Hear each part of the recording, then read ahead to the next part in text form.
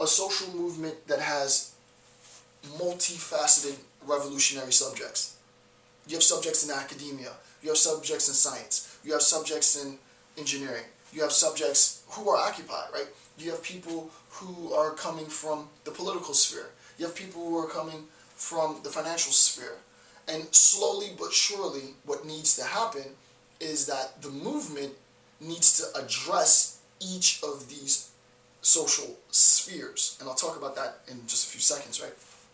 There's no privileged subject in the Occupy Wall Street movement.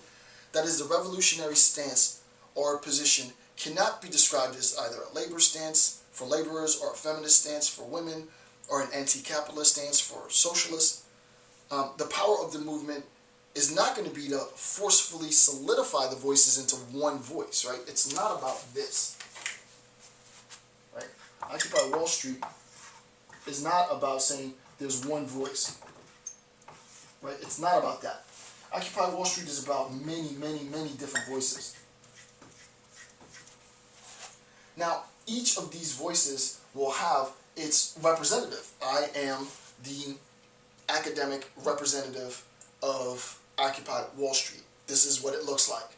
And there's others out there that are doing it, right? But this is what the academic representation of Occupy Wall Street looks like. It's me taking the skill sets that I have and filtering Occupy Wall Street through it to resume balance to what is currently a completely unequal system. And not only just a system, as I said before, with respect to the young boy that I saw at Occupy Fort Lauderdale, but as Jonathan Kozol, world famous scholar, says, we've reintroduced inequalities, which adheres with what the authors are saying in this section. We've reintroduced inequalities into our educational system for the purpose of resegregating our educational system, right? So the fact that it's not coincidental that the fact that the more property tax you pay, the better educational opportunities you have, but the less property tax you pay, the less educational opportunities you have. I mean, that's something to be concerned about, right? And as a representative of the ivory tower, as a representative of the institution, I have, of my own volition, assumed the responsibility to address these inequalities and, as much as I can possibly do, resume some balance to an otherwise wholly unequal system. The point of Occupy, as I said in the last section, is to reintroduce a sense of balance, because the system is so disproportionately out of balance for those in the 1% than those in the 99%. And the whole point of Occupy is not that one voice is going to do this, but multiple representatives, right? Multiple representatives are going to stand for their particular causes. And I'll talk in a second about how I think we can go about actually doing this. So the power of the movement will not be to forcefully solidify all the voices within the movement into a single unified voice, but rather to encourage a diversity of voices and recognize that each voice represents a certain sphere of the social. My sphere that I represent is education, right? That's the sphere that's damaged and ruptured that I'm attempting to sew shut. Thus, the first step should be to identify the variety of represented voices and their corresponding social spheres. Then each of the voices can explicitly articulate the precise nature of the antagonisms faced within the social sphere. And if it's a document, it needs to be a living document. What does that mean, the last bit? What it means is Occupy Wall Street needs to say that here are some of the educational antagonisms and inequalities. And you know, Dr. Campbell, he's the guy who's sort of leading the way on that. You know, if you want to get a better understanding of conceptually why we are in the predicament we're in, and conceptually how we can get out of the predicament that we found ourselves in, he's the guy. Oh, by the way, there's somebody who has this new Occupy Wall Street forum. If you want to get information on how to organize, go to that guy's site.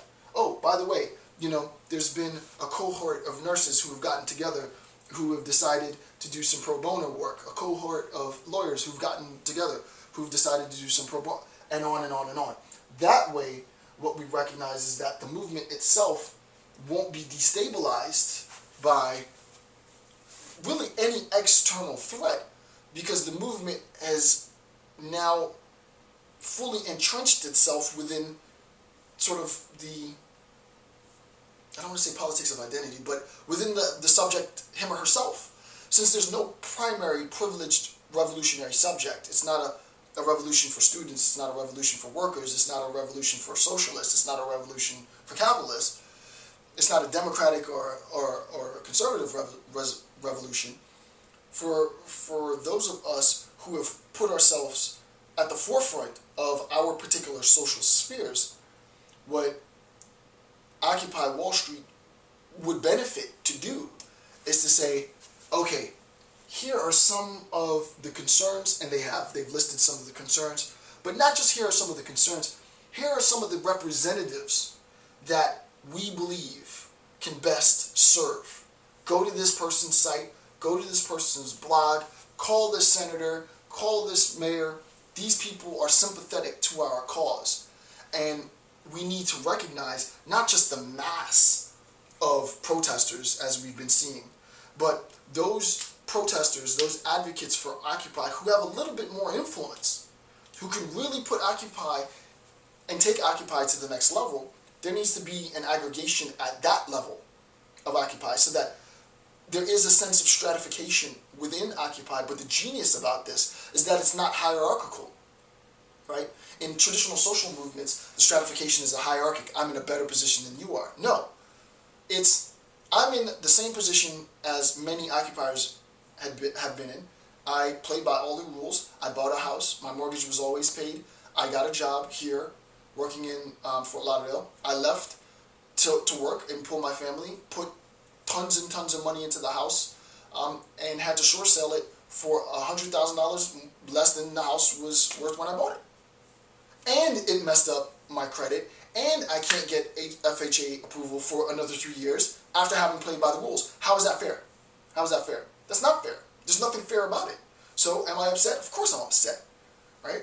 The point is, however, is that I'm in a position to articulate that frustration, and not just the frustration, but remedies to the frustration and a conceptual understanding of how that frustration sort of proceeds in a historical fashion, so that my contribution to Occupy Wall Street is a very significant contribution. Now imagine if a senator were to jump on board, and mayors were to jump on board, and the chief of the police was to jump on board.